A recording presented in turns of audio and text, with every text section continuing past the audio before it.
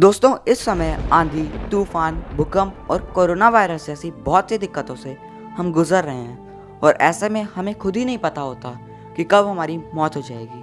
लेकिन दुख की बात तो ये है कि अभी भी कुछ लोग नहीं सुधर रहे हैं और इस बार इंसानों ने ऐसा काम किया है कि उसकी सज़ा तो उन्हें मिलनी ही चाहिए।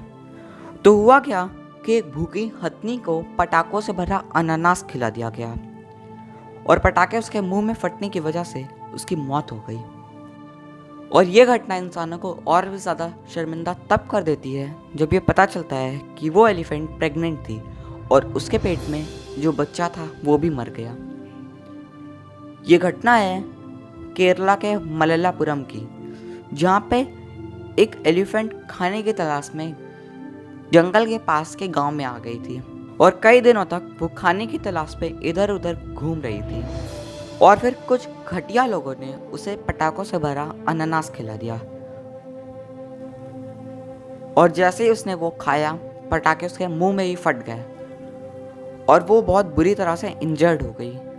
हालांकि वो अभी भी अपने बच्चे के लिए ज़िंदगी जीने की कोशिश कर रही थी, लेकिन वो अगले 3 दिनों तक कुछ भी नहीं खा पाई और अगर वो चाहती तो वो अपने गुस्से से आसपास के गांव को ख़त्म कर सकती थी, लेकिन उसने ऐसा नहीं किया।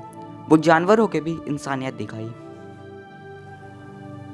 और वो एकदम शांति से बैठी हुई थी। और जब उसके चोट में ज़्यादा दर्द होने लगा तो वो पास की एक नदी में अपना मुंह खोल के खड़ी हो गई, क्योंकि उसे ये लगने लगा था कि शायद अब ठंडे पानी से उसकी चोट सही हो सकती है। लेकिन जब फॉरेस्ट डिपार्टमेंट वाले उसे रेस्क्यू करने आए तो वो रास्ते में ही चली गई और उसके पेट में जो पल रहा बच्चा था वो भी मर गया। और इस तरह से इंसानियत फिर से एक बार शर्मिंदा हो गई। हालांकि मैंने इस टॉपिक पे बहुत सारे आर्टिकल्स पढ़े और मुझे ये बात पता चली कि वो अनानास एलिफेंट को खिलाने के लिए नहीं था, वो किसी पिग को खिलाने के लिए था।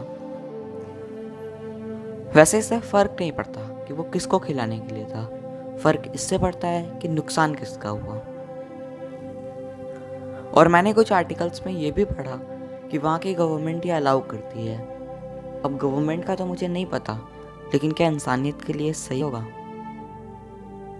वैसे इन्होंने जो किया है उसके लिए आईपीसी के सेक्शन 428 और 429 के तहत इन्हें कम से कम 2 साल की सज़ा होनी चाहिए और इसका फ़ाइन है सिर्फ 10 रुपये।